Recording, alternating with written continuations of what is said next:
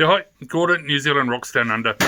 Hey, I've got this little piece of tiger's eye here, so I'm going to be shaping that up to fit into a ring. Never done it before, so wish me luck. We'll see how it goes.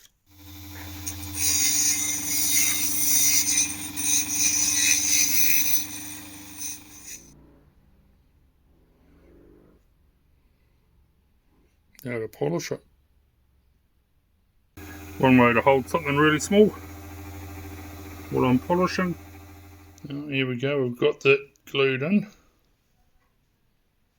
Got a nice chatoyancy.